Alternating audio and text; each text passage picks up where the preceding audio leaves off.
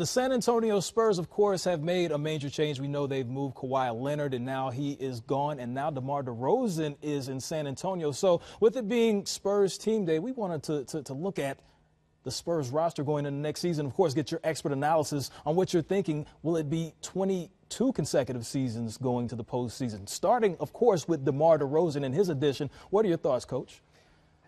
It's kind of interesting to think about this team. On one hand, you look and say, if they can stay healthy enough during the course of the year with a couple of the older bodies, then they're good enough to win their share of games. On the other hand, if they get a key injury or two, okay, this team could drop off the ledge quickly. But adding DeRozan, when you think about it, a 23-point scorer, and to me, remember, San Antonio was one of the lower teams in the league as far as three-pointers taken and three-pointers made.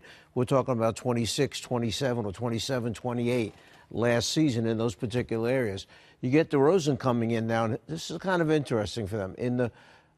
From 2009 to 2017, think about this. With DeRozan, he took just 1.4 three-pointers a game, okay? This past year, he was up to 3.6. When you look at makes, he made less than 0.5 a game. This year, he was over 1. He more than doubled that per game, and got his field goal percentage up to 31%. So they're adding something that they really struggled in last year, a three-point shooter.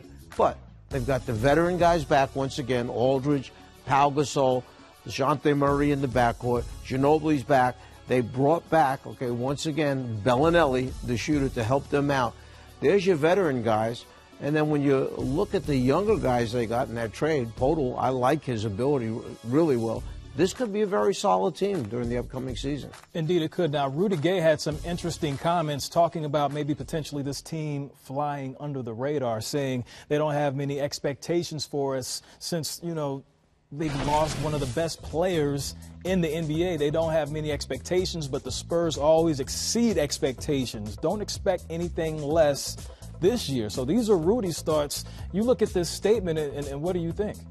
Well, that's the one name that I left out on purpose because I am so happy for Rudy, and I'm happy for San Antonio that he returned. There's a little hesitation there, both sides trying to agree that, yeah, this is probably the best place for you, and you always wait till that last second to see if that better offer comes in. Of course. But eventually, I think Rudy felt comfortable. I think he liked his role. I think he liked how Pop used him in the system.